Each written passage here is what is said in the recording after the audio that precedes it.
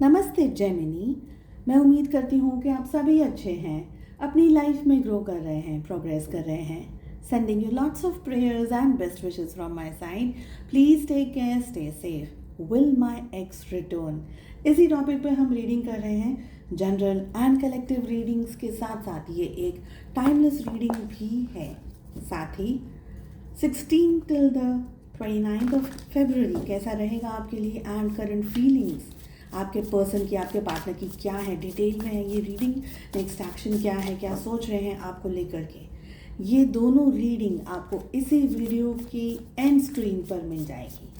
साथ ही tarot readings are closed till the month of March 24। इसके अलावा अपने दूसरे सोशल मीडिया प्लेटफॉर्म्स पे reels, short stories, messages, guidance मैं पोस्ट कर रही हूँ। अगर आप इंटरेस्ट रखते हैं आप मुझे वहाँ पर भी फॉलो कर सकते हैं। वो सारी चीज़ें मैं आपको यहाँ पर यूट्यूब पे, मतलब सब जगह अलग अलग कंटेंट पोस्ट करती हूँ। सेम कंटेंट सब जगह पर हो ये ज़रूरी नहीं है। सारी लिंक इसी वीडियो के डिस्क्रिप्शन बॉक्स के अंदर आपको मिल जाएगी। Let us see, will my ex return? 7 questions.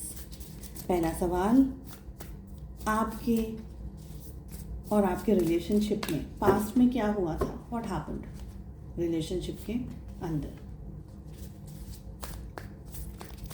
इस समय क्या चल रहा है? What is going on? आपके जो एक्स हैं उनकी करंट फीलिंग्स क्या हैं आपको लेकर के? ये पर्सन आपके बारे में क्या सोचते हैं, क्या महसूस करते हैं? इंटरेस्टेड हैं या नहीं? रिकन्सिलिएशन के बारे में, रीयूनियन के बारे में आपके पर्सन के क्या है विचार? जो सारी सिचुएशंस हैं इस समय आपके सामने, आपको क्या करना चाहिए? आपकी लाइफ की सिचुएशंस के हिसाब से आपको क्या करना चाहिए? एक टाइम पीरियड आप डिसाइड कर लीजिए अपनी सिचुएशन के हिसाब से। इस टाइम पीरियड में आप दोनों के बीच क्या हो सकता है? क्या ये पर्सन वापस आएंगे आपकी ज़िंदगी में? 1 साल से अंदर का ही टाइम पीरियड आप डिसाइड करिएगा। Okay, let us see, will they come back?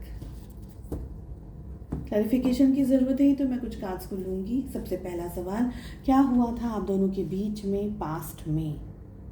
Oh my god, we have 8 of swords. बहुत ज़बरदस्त तरीके से धोखा मिला है, बहुत गंदा धोखा मिला है आपको। मुझे है ना यहाँ पर एक और एनर्जी आ रही है और वो आ रही है ऊपरी हवा, ऊपरी बाधा की। किसी ने आपसे जेलसी में आकर के ये रिश्ते में आप दोनों के बीच में आग लगाई है। Okay, 8 of swords we are having. ये रिलेशनशिप बहुत अनस्टेबल रिलेशनशिप रहा, क्योंकि यहाँ पर एक जो इंसान है ना, उनकी सोच, उनकी समझ, उनकी बुद्धि, उनकी जो नॉलेज है, सब कुछ बांध दिया गया हो जिससे वो पर्सन सही डिसीजंस नहीं ले सके। आप दोनों के बीच में दरार क्रिएट करी गई हो। मुझे ये एनर्जी बहुत स्ट्रांग आ रही है। ओके, तो एक इम्बैलेंस्ड पास्ट रहा है जहाँ पर जो समझदार, दोनों ही आप समझदार हैं, लेकिन मुझे ज़्यादातर ये लग रहा है कि आपके पार्टनर को कुछ चीज़ें और बातें समझ ही नहीं आई। बिकॉज मुझे लगता है कि या तो उनकी आंखों पे पट्टी बांधी गई थी, जैसे किसी ने ज़बरदस्ती उनको आपके अगेंस्ट किया हो, आपके अगेंस्ट भड़काया हो। मुझे ये एनर्जी आ रही है। इस समय क्या चल रहा है?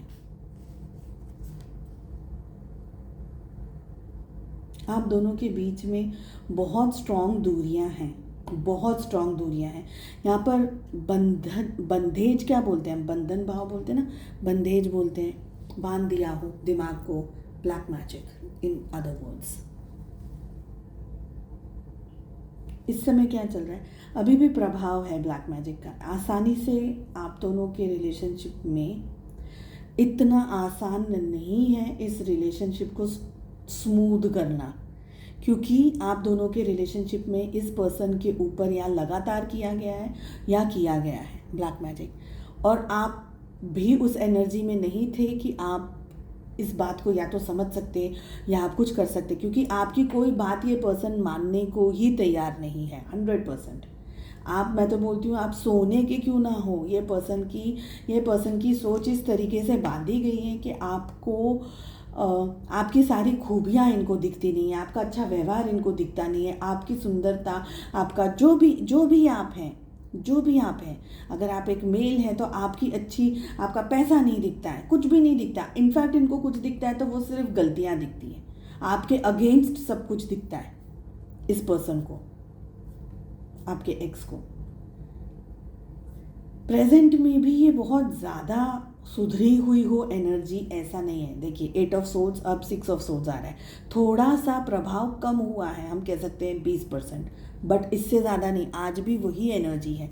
लेट अस सी कि आपके जो एक्स हैं उनकी क्या है करंट फीलिंग्स आपको लेकर के। आप कार्ड्स देखिए, ये पर्सन आपके बारे में सोचते हैं, मैं ये कहूँगी, मैं ना नहीं कहूँगी इस बात के लिए, पर ये पर्सन के सामने कोई क्लैरिटी नहीं है कुछ भी। ये पर्सन का दिमाग इस समय, अगर मैं कह सकूं कि इनकी जो सोचने और समझने की जो शक्ति है उस पर क्वेश्चन मार्क आ गया है। ये पर्सन आपको लेकर के बिल्कुल ब्लैंक हो जाते हैं, सोचते हैं ये ज़रूर आपको लेकर के, आपके पार्टनर, आपके एक्स, लेकिन they can not come to any conclusion और एनी डिसीजन, बिकॉज इनकी जो सोच है, इनकी जो समझ है वो बंद कर दी गई है, या इनको आपके अगेंस्ट भड़काया है। 100% सोर्स की एनर्जी बार बार आ रही है।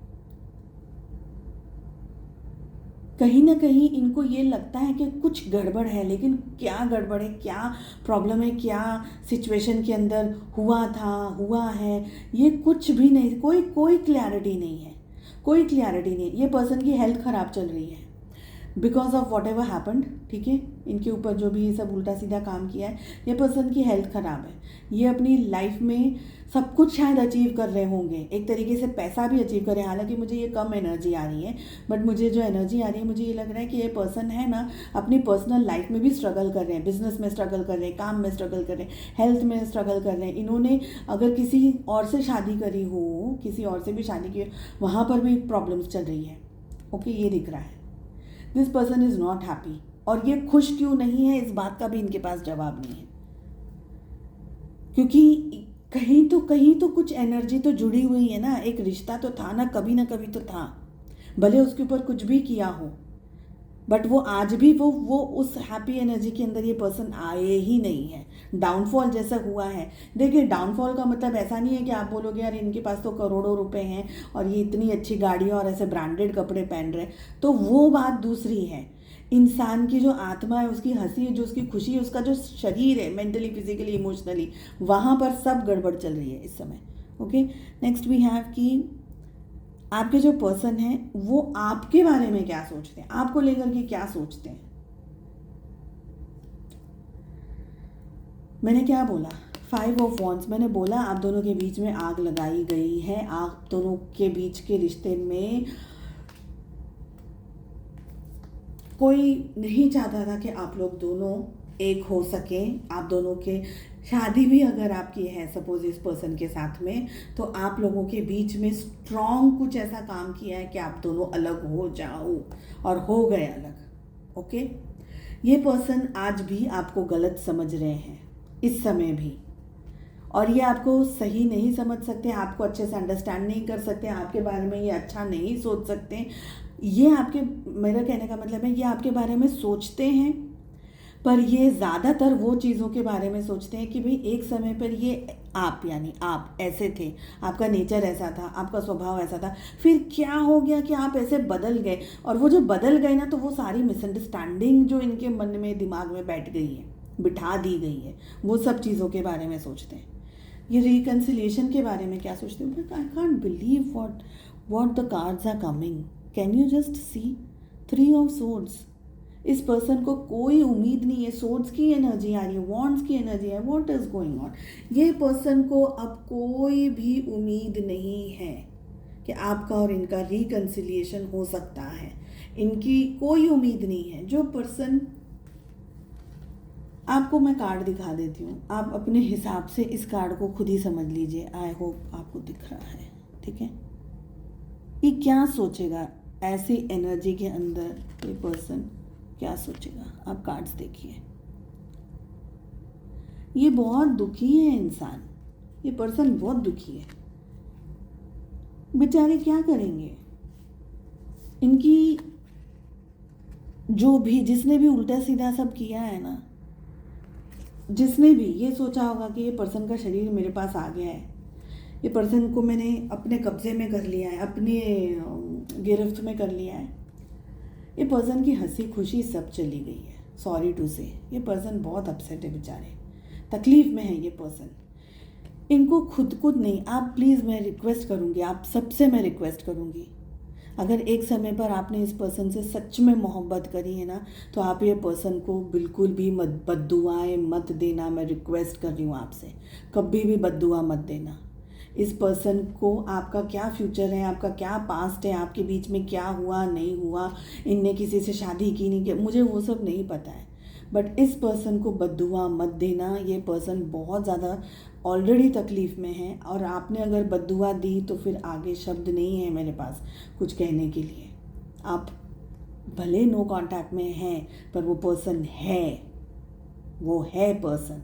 अब आप समझ जाओ, बद्दुआ मत देना, बहुत गंदी लगेगी, किसी को भी मत देना। रिकन्सिलेशन इनको नहीं लग रहा है, हो सकता है, there is no hope for this person. इनका दिल बहुत ब्रूटली टूटा हुआ है। ये पर्सन भले कितना भी मैं कह सकती हूँ कि पैसा कमा रहे हो, या अपनी एक एकदम बहुत ही खूबसूरत औरत के साथ में, आदमी के साथ में शादी ना करके ये बैठे हो, वो कुछ भी आपको दिख रहा है, अंदर से ये इंसान बहुत तकलीफ़ में है, बहुत ज़्यादा। आपको क्या करना चाहिए? आई डोंट नो आपको क्या करना चाहिए। Devil, what is going on? Let me clarify, devil. सबसे पहले आपको, जैसे मैंने कहा, प्लीज़ इनको बद्दुआ मत देना। सेकेंड थिंग, आप ये पर्सन को चाहते हो अपनी लाइफ में, ठीक है, और अगर बहुत कुछ नहीं आप चाहते हो तो आप क्लैरिफिकेशन चाहते हो। आई थिंक आपको अब अपनी लाइफ में, अपनी ज़िंदगी में फ़ोकस कर लेना चाहिए, क्योंकि इससे ज़्यादा आप कुछ नहीं कर सकते। आप अपने आप को हील कर सकते हो, ताकि अगर आपके ऊपर भी कोई इफ़ेक्ट्स हैं तो आप एटलीस्ट अपने आप को प्रोटेक्ट कर सको और हील कर सको। आप ये पर्सन को अपनी लाइफ में चाहते हो। एक्चुअली तो मुझे ये एनर्जी आ रही है, भले कार्ड डेविल का ही है, पर मैं यहाँ पर ये कहूँगी कि आप अपने आप को हील करें और अपने आप को प्रोटेक्ट करें। Protect your self, protect your energy, और अब अपने ऊपर फोकस करिएगा, क्योंकि इस रिलेशनशिप में, लेट अस सी कि लास्ट कार्ड क्या है, बट ये रिलेशनशिप एकदम डिफ़िकल्ट रिश्ता है इस समय।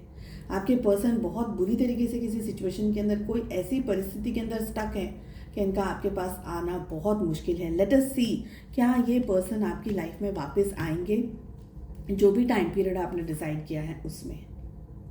Answer is yes, answer is yes, पर मुझे लग रहा है बहुत ज़्यादा समय लगेगा, बहुत समय लगेगा। 6-8 महीने तो बहुत कम है, एनर्जी मुझे 6 साल की आ रही है। आएंगे, देखिए आप कार्ड्स को देख लीजिए, यही एक ऐसा कार्ड है और ये एक ऐसा कार्ड है जो कि कुछ होपफुल दिखा रहा हो किसी परिस्थिति को, बाकी सब नेगेटिव कार्ड आए हैं। देखिए, ये पर्सन आपकी लाइफ में वापस आएंगे, कमिटमेंट के लिए नहीं, शायद माफ़ी मांगने के लिए आ जाए, या आपको अपनी परिस्थिति समझाने के लिए आ जाए। एज ऑफ नाउ जो मुझे एनर्जी आ रही है यहाँ पर, मुझे लगता है आपको अपने ऊपर फोकस करना होगा। There is no other thing which can give you comfort और give you any sort of help. Better है कि आप अपने ऊपर फोकस करिए, अपनी लाइफ में फोकस करिए और अपने आप को हील कीजिए, बिकॉज हीलिंग यहाँ पर आपके लिए मस्ट है। आप अपने आप को हील कीजिए। ये पर्सन को और कुछ नहीं कर सकते हैं तो सिर्फ ईश्वर से इतना प्रार्थना कीजिए कि ये पर्सन ठीक रहे अपनी लाइफ में और इनके सामने क्लैरिटी आ जाए आप दोनों के रिश्ते की। This person will come, but it will take ample of time, ample of time. चलिए, मैं उम्मीद करती हूँ आपको ये रीडिंग पसंद आए। I hope, I wish and I pray कि आप बहुत स्ट्रॉन्ग एनर्जीज हैं। मेरा भी एकदम स्पाइक हो गया हेडेक। चलिए मिलते हैं नेक्स्ट रीडिंग में, अपना ध्यान रखिएगा, टेक केयर, बाय बाय।